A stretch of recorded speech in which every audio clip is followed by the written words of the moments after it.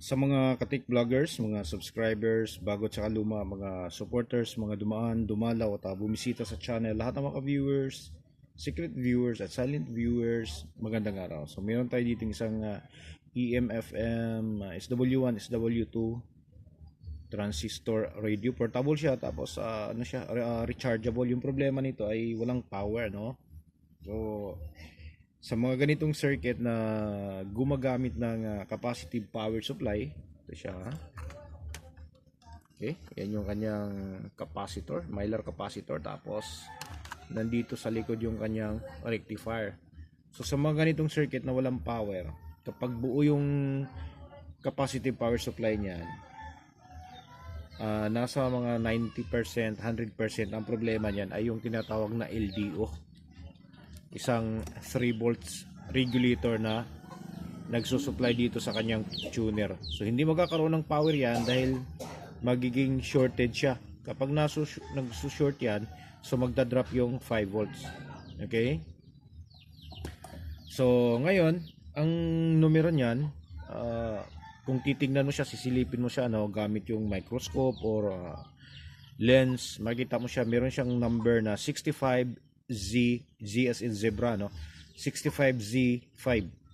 Yung ang equivalent niyan ay siya, 200 milliampere 3 volts regulator.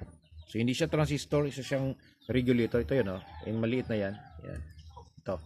Ito yung kanyang regulator.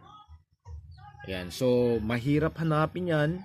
Makakabili ka lang yan online. Wala kang mabibili niyan sa kahit na saang electronic store.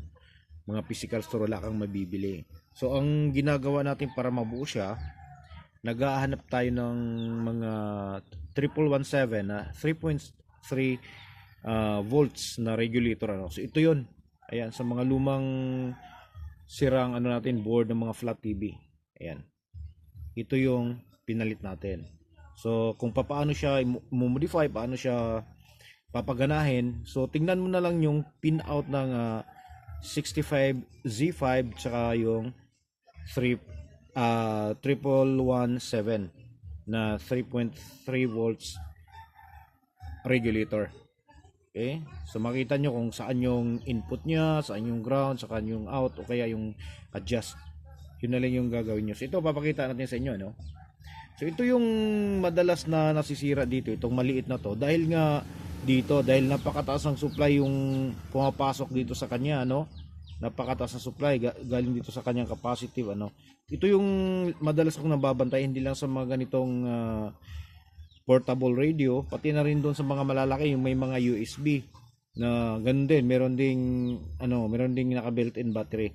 So yung ganitong circuit, kapag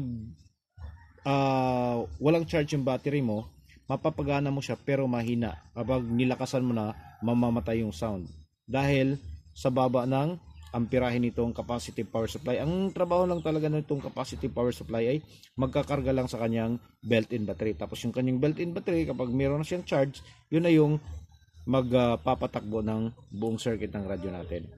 Yan, okay? So papakita natin sa inyo kung paano natin ginawa, Ayan. Yan, so walang battery yan. Nakita nyo, napakaingay niya. Okay?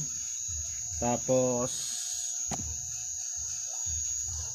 papakita natin yung kanyang supply, Ayan. Tingnan niyo kung ilan yung papasok dito. Ayan yung papasok. Ayan, 5 volts. Tapos ito yung kanyang output, Ayan, 3.3 volts yung kanyang output. Nilagyan natin yan ng resistor para magiging flat 3 siya. Yan,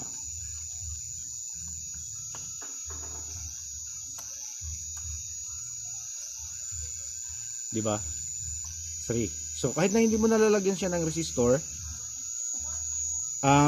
pwede naman siya dahil 0.3 lang naman yung diferensya, pero mas maganda yung maninigurado tayo dahil napaka-sensitive nitong chips na to. Kunting problema lang ay bumibigay to, nasusunog to. Yan. So ito rin yung dahilan kung bakit nasusunog to yung mga ganito, dahil dito nagsushort to. So buti na lang ito hindi. Nung nag-short to, nag-drop lahat ng voltahe. Yan. Okay? So ayan, maingay yan. Kapag dido yung battery mo, so tutunog, maingay, tapos yun nga, pag nilakasan mo, mamamatay siya. So papakita natin kung bakit short, kung paano nagiging short to, ano.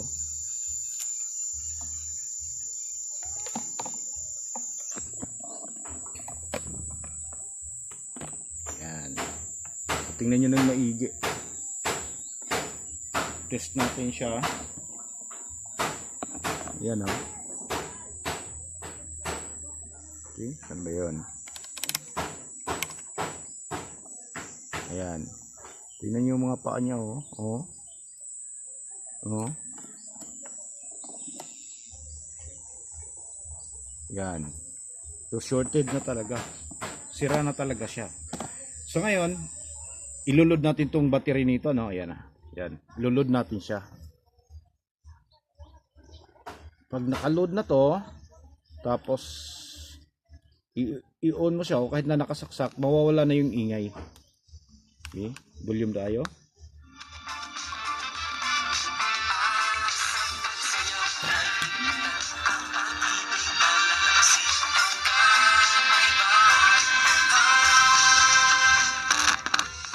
Okay, so yun lang. Yun lang yung ginawa natin. Pinalitan lang natin siya ng 1117 na 3.3 volts regulator, yung 65 Z5 na regulator din. 3 volts regulator, isang LDO. Okay, so hanggang dito na lang. Sana ay makakatulong to, lalo na sa mga baguhan. So, maingay na rin yung ano natin, background natin, dahil may nagkukumpuni na kapitbahay. So, maraming salamat. God bless at bye-bye.